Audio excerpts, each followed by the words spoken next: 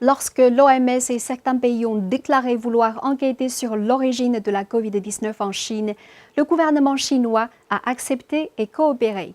Mais après plusieurs mois d'enquête, les résultats semblent avoir déçu certaines personnes. Le rapport indique que l'introduction via un hôte intermédiaire est considérée comme une voie probable à très probable, et que l'introduction par le biais d'un incitant en laboratoire a été considérée comme une voie extrêmement improbable. Face à ces résultats décevants, certains s'embarrent encore de la théorie des fuites de laboratoire. On note que l'un des signataires d'une lettre ouverte demandant une seconde enquête est le scientifique américain Ralph Baric. Il a étudié le coronavirus pendant plusieurs années. C'est aussi lui qui a inventé la technologie pour concevoir le virus. Dans une interview, il a également publiquement fait allusion à un lien entre des laboratoires chinois et la COVID-19. Une grande équipe de l'Institut de virologie de Wuhan étudie le coronavirus chez les chauves-souris. Par conséquent, ils ont à leur disposition un vaste lot d'échantillons de chauves-souris. L'épidémie s'est produite à Wuhan. Il est donc presque impossible pour eux de pouvoir convaincre les gens qu'elle ne vient pas du laboratoire. Puis il a affirmé que le gouvernement chinois devrait autoriser des experts à se rendre à Wuhan. À cette époque, il n'y avait pas de preuves directes que cela venait effectivement de là. Cela montrerait l'ouverture et la transparence du gouvernement chinois d'autoriser des gens de s'y rendre et d'observer. Mais après que l'investigation a démenti la théorie de la fuite de laboratoire, ils sont restés sceptiques.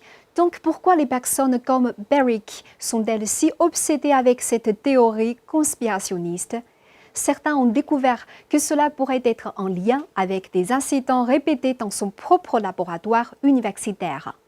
En 2017, l'Université de Caroline du Nord à Chapelle-Rio a enquêté sur 42 fuites de laboratoire et autres incidents de sécurité, certains impliquant des matières potentiellement infectieuses. En 2018, ce nombre n'a pas baissé mais a augmenté à 43. Entre 2015 et 2020, il y a eu 6 incidents de laboratoire impliquant différents types de coronavirus créés en laboratoire. En août 2015, une souris expérimentale s'est échappée de sa cage et les responsables du NIH ont déclaré qu'elle avait été infectée avec un coronavirus associé au SRAS. En février 2016, un rat de laboratoire infecté de façon similaire a mordu une chercheuse. Après avoir été examinée en clinique, l'isolement ne lui fut pas recommandé. Elle fut autorisée à vivre et travailler normalement avec un masque. Quand tout ce qu'il voit depuis des années est une gestion de sécurité en laboratoire de la sorte, les personnes comme Baric pourraient s'en tenir à des théories conspirationnistes comme les fuites de laboratoire en ignorant les découvertes de l'OMS qui les réfutent clairement.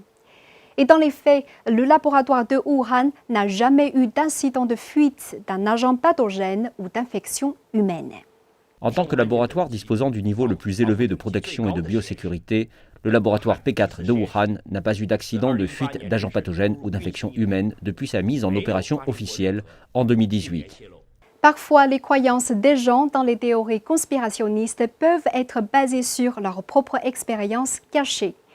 Quand des incidents de sécurité se produisent fréquemment dans des laboratoires autour d'eux, ils devraient probablement faire preuve d'autoréflexion d'abord plutôt que de douter de la sécurité d'autres laboratoires dans le monde. Nul besoin de mentionner que la science a déjà écarté les rumeurs et révélé la vérité.